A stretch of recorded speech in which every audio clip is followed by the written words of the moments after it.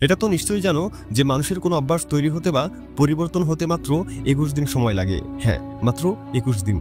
তবে তুমি হয়তো ভাবছো যে শুধুমাত্র 21 দিনে কিভাবে একটা মানুষ নিজেকে পরিবর্তন করে ফেলতে পারে। উত্তরটা তুমি এই ভিডিওটি সম্পূর্ণ দেখলেই জেনে যাবে, কারণ নগর বায়োস্কোপ আজ হাজির হয়েছে তোমাদের জন্য মোস্ট ইম্পর্টেন্ট একটা ভিডিও নিয়ে। ছোটবেলায় কার্টুন কিংবা অ্যানিমেশনে দেখেছিলে না যে একটা ক্যারেক্টারের ভেতরে আরো দুটো ক্যারেক্টার থাকে, একটা নীল রঙের আর একটা লাল। নীলটা সেই ক্যারেক্টারকে সব ভালো বুদ্ধি দেয়, আর লালটা সমস্ত ভালো দিক বিসর্জন দিয়ে ভুলভাল দিকে তাকে পরিচালনা করে। আর একইভাবে তোমার ভিতরে এমন দুটো ক্যারেক্টার আছে যেগুলোর বিপরীতমুখী সিদ্ধান্তে তুমি পুরোপুরি কনফিউজ থাকো যে তোমার আসলে কি করা উচিত। যেমন একটা ক্যারেক্টার বলে যে তোমার এখন পড়া উচিত, আর অন্য ক্যারেক্টার বলে এখন না, তুমি পরে পড়িও। একটি ক্যারেক্টার বলে তোমাকে মোবাইল ফোন থেকে যতটা সম্ভব দূরে থাকতে, আর অন্যটি তোমাকে বলে আজ মোবাইল চালিয়ে নি, কাল গুগল থেকে দূরে থাকবো। এবং তুমি যে এখন মাত্র 21 দিনে নিজেকে পরিবর্তন করার এই ভিডিওতে ক্লিক করেছো, তোমার সাথেও ঠিক একই জিনিসটা হচ্ছে।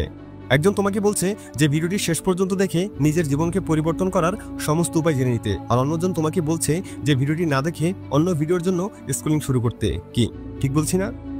তোমার মস্তিষ্ক তোমার বন্ধু না, এটা এক প্রকার শত্রুর মতোই। কেন জানো? কারণ তোমার এই মস্তিষ্ক চায় সবসময় তুমি যেন তোমার ফিউচার বা ভবিষ্যৎ নিয়ে দুশ্চিন্তায় থাকো। আবার তোমার মস্তিষ্কই তোমাকে বারবার অতীতকে মনে করিয়ে দেয়, অর্থাৎ যেটা চলে গেছে সেটাকে আবার মনে করিয়ে দেয়।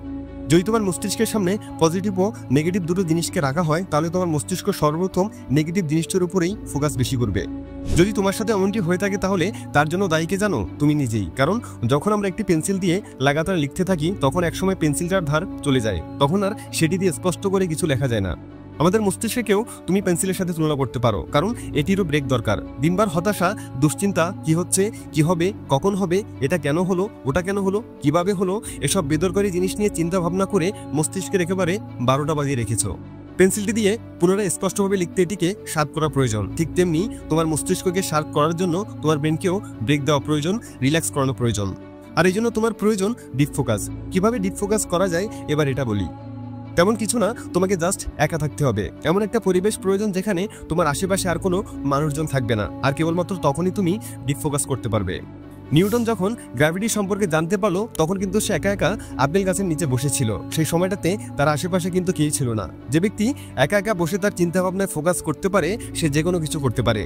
তাই 21 দিন তোমাকে একা থাকতে হবে, একান্ত থাকতে হবে, আর করতে হবে ডিপ ফোকাস। এই জন্য হয়তো বলা হয়েছিল, যদি তুমি তোমার অবস্থাকে বদলাতে না পারো, তাহলে একা হয়ে যাও আর নিজেকে বদলে ফেলো। আমাদের ব্রেন প্যাশনকে না, পয়সাকে ভালোবাসে। সে ভালোবাসে তার কাজের রেজাল্টকে, কাজের আউটপুটকে, কিন্তু কাজকে না। আর এই সমস্যা থেকে মুক্তি পেতে তোমাকে একান্তে বসে ভাবতে হবে যে তোমার মন আসলে কি চায়, কোনটিতে সে স্যাটিসফাইড। এই উক্তিটা নিশ্চয়ই শুনেছো যে early to bed early to rise. ছোটবেলা থেকে জেনে আসলেও তুমি এটা নিজের জীবনে প্রয়োগই করো না। তোমাকে এই 21 দিন নিজের জীবনে এই উক্তিটা প্রয়োগ করতে হবে। তুমি ঠিকই জানো যে তোমার উচিত আর্লি ঘুমিয়ে পড়া, সাথে তুমি এটাও জানো যে তাড়াতাড়ি ঘুমিয়ে পড়ার বেনিফিটগুলো কি কি। সবকিছু জানার পরেও নিজের জীবনে এটিকে তুমি অ্যাপ্লাই করতে পারো না, আর এর কারণ হলো মোবাইল ফোন। যখনই ঘুমিয়ে পড়ার কথা আসে, তখনই তোমার চোখ পড়ে যায় তোমার হাতে থাকা মোবাইল ফোনটার দিকে। শুরু হয় তোমার রিলস স্ক্রলিং, আর এভাবে করতে করতে রাত পের হয়ে সকাল হয়ে যায়।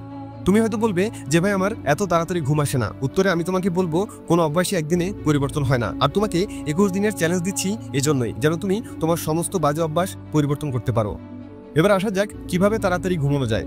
দুটো টিপস দিচ্ছি। প্রথমটি হলো, ঘুম আসুক বা না আসুক, তোমাকে আগে থেকে বিছানায় যেতে হবে। একদিনে আসবে না, দুদিনে আসবে না, 3 দিনের দিন ঠিকই তোমার চোখে আর্লি ঘুম চলে আসবে। হুটহাট করে কোনো কিছুই পরিবর্তন করা সম্ভব না, তাই এই 21 দিন তোমাকে আগে থেকে ঘুমাতে যেতে হবে। আর দ্বিতীয় টিপসটি হলো, ঘুমাতে যাওয়ার 1 ঘন্টা আগে নিজের রুমে থাকা সমস্ত ইলেকট্রনিক্স ডিভাইস বন্ধ করে দিতে হবে, ইনক্লুডিং তোমার মোবাইলও। তা না হলে সবই বৃথা। এবার আসি 21 দিন তুমি কিভাবে কি করবে। দেখো, তোমার পরিকল্পনা যাই হোক না কেন, সেটা নিয়ে একটি ডেইলি রুটিন তৈরি করা অবশ্যই প্রয়োজন। কারণ মুখের কথায় তুমি কখনোই সঠিকভাবে তোমার নিত্যদিনকার সকল কাজ শেষ করতে পারবে না, একটা না একটা মিস চলেই যাবে। তাই তোমাকে যেটি করতে হবে তা হলো, এই 21 দিনের জন্য একটি পারফেক্ট ডেইলি রুটিন তৈরি করে সেটিকে এমন জায়গায় টাঙিয়ে রাখতে হবে যেন সবসময় তোমার চোখে পড়ে। এই 21 দিন তোমাকে রেগুলার এক্সারসাইজ করতে হবে, কারণ 21 দিন তুমি যেই হাড়ভাঙা পরিশ্রম করতে চলছো, তার জন্য তো ফিট থাকা খুবই জরুরি, তাই না? তাই তোমাকে এই 21 দিন সকালে ঘুম থেকে ওঠার পর কমপক্ষে 30 থেকে 45 মিনিট এক্সারসাইজ করতে হবে। যদি বাইরে পসিবল না হয়, তাহলে দরকার হলে ইনডোর এক্সারসাইজ করতে পারো, কিন্তু তারপরও এক্সারসাইজ করা মাস্ট। একবার বিশ্বের 220 জন ধনী ব্যক্তিদের উপর একটা এক্সপেরিমেন্ট করা হয়, কারণ বিশ্বে যতজন ধনী ব্যক্তি আছে তাদের মধ্যে 85% ধনী ব্যক্তি সেলসমেড, অর্থাৎ তারা নিজেদের পরিশ্রম, মেধার, যোগ্যতার কারণে বিলিনিয়র হয়েছে, বাপদাদা কিংবা বংশের সম্পত্তির কারণে নয়। তো যে এক্সপেরিমেন্ট করা হয় তার রেজাল্টে দেখা গিয়েছে বিশ্বের 80% ব্যক্তিরাই বই পড়তেন সেলফ ডেভেলপমেন্ট রিলেটেড বই। আর এই বইগুলো পরে তারা এমন কিছু শিখতেন যেগুলো তাদের জীবনে অ্যাপ্লাই করে বাকি সবার চেয়ে তারা বহুগুণ এগিয়ে যেতেন। তাই 21 দিনের চ্যালেঞ্জে আমি তোমাকে রেগুলার বই পড়ার কথা বলবো। তুমি বিশ্বাস করবে কিনা জানি না, তবে বই পড়তে পড়তে হয়তো তোমার সামনে এমন একটা পাতা চলে আসতে পারে যে পাতা পড়ার পর তোমার জীবনের প্রেরণা পুরোপুরি বদলে যেতে পারে। কারণ সৃষ্টিকর্তা আমাদের সৃষ্টির সেরা জীব হিসেবে সৃষ্টি করেছেন, আমাদের উন্নত মানের একটি মস্তিষ্ক দিয়েছেন। আর মাঝে মাঝে যা সামান্য কিছু শব্দই আমাদের মস্তিষ্কে এমন কিছু উদ্ভাবন করে ফেলতে পারে যেগুলো আমাদের পুরো জীবনটাই পরিবর্তন করে দিতে পারে। আর নতুন নতুন শব্দের সাথে পরিচিত হওয়ার জন্য বই পড়ার উপরে আর কিছু নেই। তাই আমি তোমাকে পার্সোনালিভাবে রিকোয়েস্ট করছি 21 দিন সেলফ ডেভেলপমেন্ট রিলেটেড বই অবশ্যই পড়ো। আর তারপর দেখবে 21 দিন একটানা বই পড়তে পড়তে বই পড়ার প্রতি তোমার এক ধরনের ভালো লাগা কাজ করবে। তারপর আমার আর বলা লাগবে না, তুমি নিজে থেকেই বইটি হাতে নিয়ে পড়তে শুরু করবে। এবার আসি খাবার খাওয়ার ব্যাপারে। সমস্ত আনহাইজেনিক ফুড ছেড়ে দিতে হবে। অতিরিক্ত খাবার খাওয়া যাবে না, তেল ও চর্বি জাতীয় খাবার থাকতে হবে ধরাছোঁয়ার বাইরে, যার ফলে তোমার শরীর স্বাস্থ্য ভালো থাকবে, পাশাপাশি তোমার স্কিনও একদম ক্লিন থাকবে। বেশি অস্বাস্থ্যকর খাবার খাওয়ার ফলে আমাদের শরীরের পাশাপাশি ত্বকেও বিভিন্ন ধরনের সমস্যা দেখা দেয়।